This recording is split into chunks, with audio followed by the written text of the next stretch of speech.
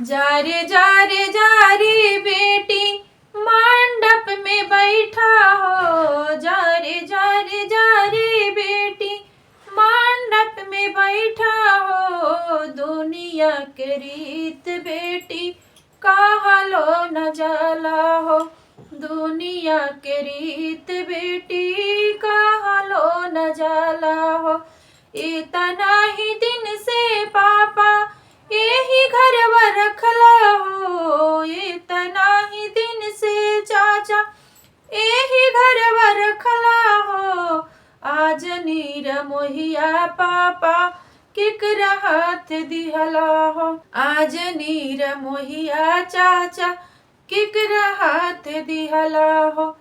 छोटा ता प्रीतिया बेटी अब नहीं जुटी है हो, छोटा ता प्रीतिया बेटी अब नहीं जुटी है हो। आज नीर मोहिया पापा दुल्हा हाथ। अरे यार मम्मी मम्मी क्या हो रही है बाडरी? काहे रोती?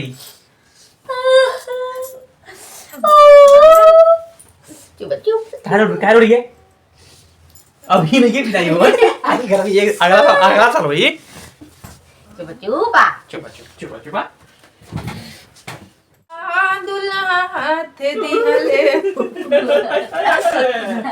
दोस्तों कन्यादान का गीत है, थोड़ा सा इमोशनल हो गए, थोड़ा सा आंसू से निकल गया, तो आप लोग मेरा आंसू को थोड़ा सा ध्यान देके कमेंट शेयर का गीत है। बाप बेटी का रिश्ता आप लोग का पता है।